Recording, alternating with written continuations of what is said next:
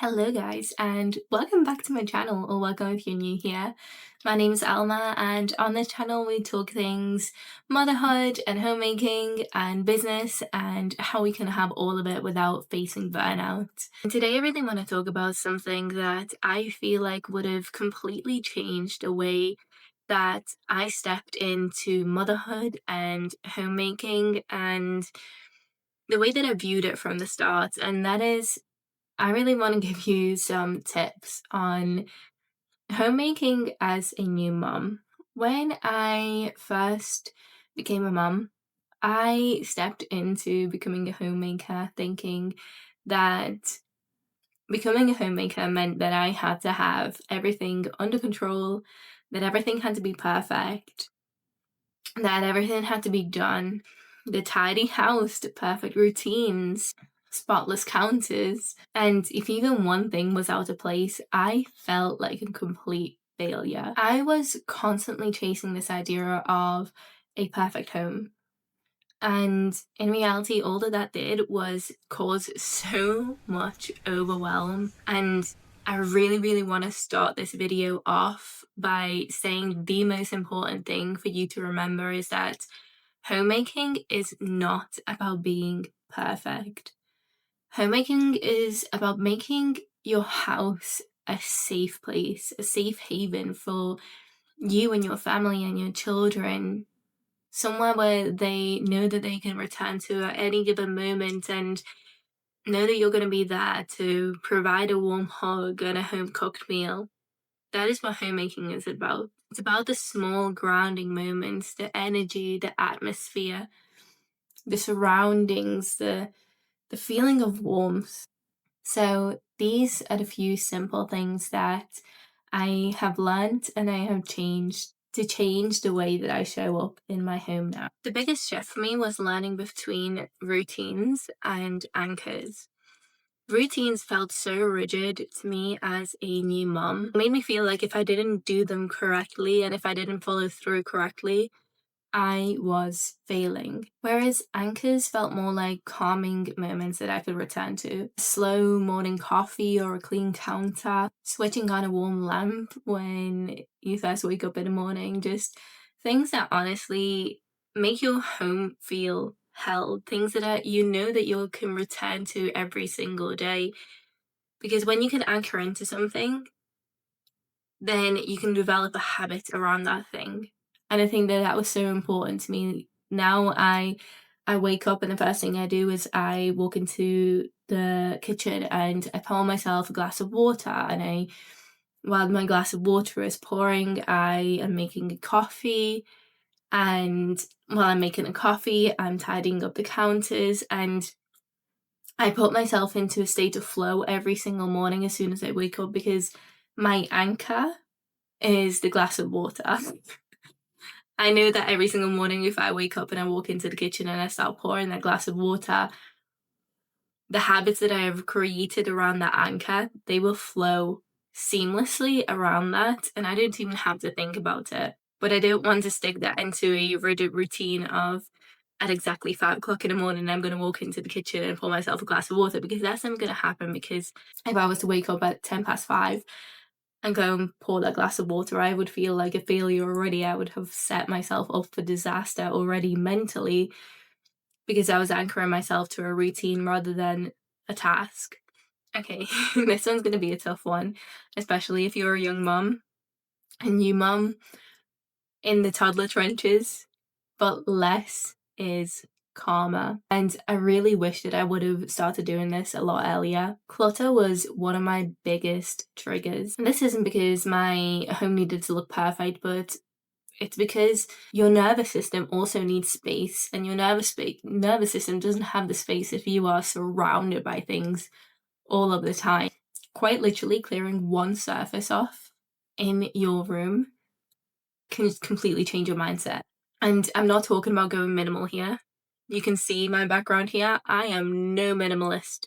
No minimalist. I love my stuff. I love my things. I hold attachment to so many physical items. I could never be a minimalist. I would never want to be a minimalist. I want to keep all of the trinkets. I want to keep all of my children's stuff. But That does not mean that your space has to be cluttered. I love storage boxes.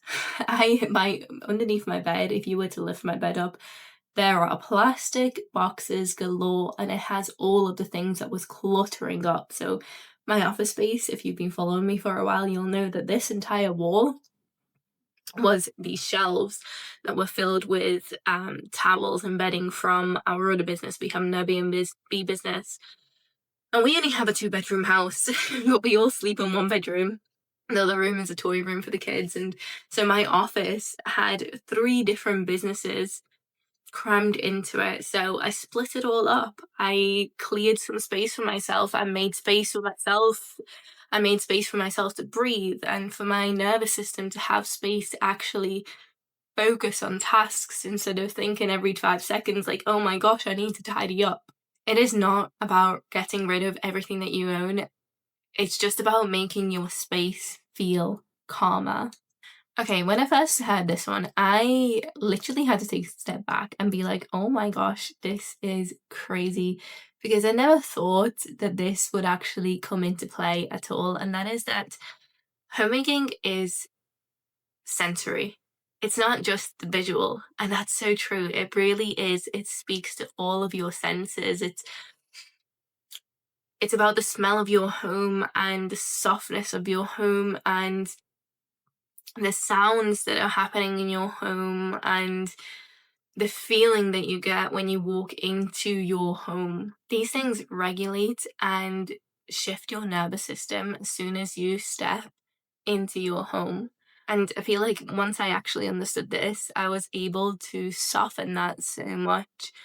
Now, I am very much against everything that has fragrance in it. I'm not a fan of all of that kind of stuff, but you can get beeswax candles with essential oils, or you can just drip essential oils around your house. There are ways to make your house smell the way that you want it to smell without using toxic chemicals and toxic air fresheners. You could maybe in the winter, something that I really love doing is getting a pot on the stove, and I love putting like star anise and clover and cinnamon and orange peel, that kind of stuff, all into a big pot in the kitchen on the stove and just boiling it, and it makes the house smell so beautiful.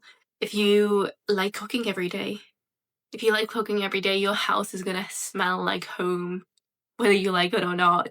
Everyone that's gonna come into your house is gonna be like, oh my gosh, it smells like home because it smells like a home cooked meal.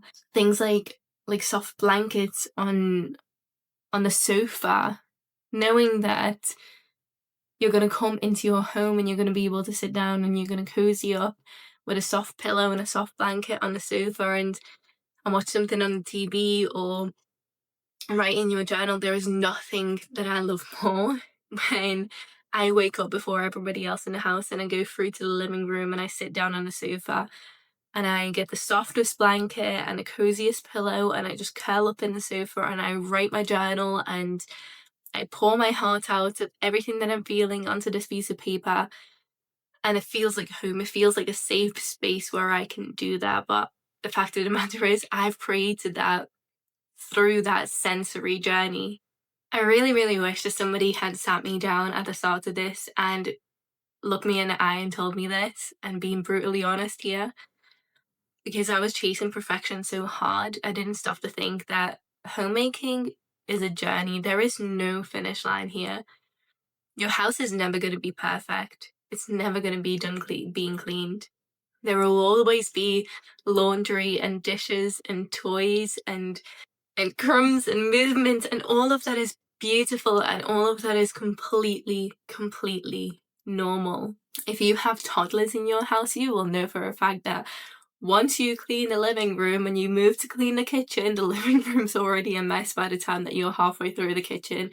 And it's just an endless circle of going round and round and round and round, because the fact of the matter is, if your living room is messy because you have children, that means that they're playing and they're having fun, and you have to accept that that's okay. We can't be these parents that are hovering over our children and not letting them make a mess to keep a perfect home. That is not what homemaking is about. We want our homes to feel lived in. We want our homes to feel like love. We want our homes to bring joy to the people that are in them. And when you stop rushing to a place that does not exist, homemaking truly becomes so peaceful and so beautiful and so calming. It becomes something that's alive and that moves with you. It becomes a way of life rather than a goal that you've set yourself. Now, this is the biggest one for me. When I slow down, the whole house slowed down with me. When I feel calm, my entire house feels calm. Your energy is the biggest homemaking tool that you have. When you give yourself the permission to move gently, to be kind to yourself, to love yourself, to be at peace, everything else will follow. I really wish I knew these things so much earlier. They would have saved me so much overwhelm in those early months of motherhood. Now, homemaking gets to feel intentional and soft and grounding. It's not something that I have to keep up with, it's just something that I move through with my babies. And if you're a new mum, just trying to find your rhythm in your home, I truly do wish that this video brings you some peace and clarity. And if you would like to learn more about what I do from home that has allowed me to step into this level of peace and this lifestyle and building this, then there is a link to my type form in my bio. If you fill that out, I will pop over a video that gives you a brief rundown on what it is that I do and how you can start exploring this too. But in the meantime, I will see you in the next video.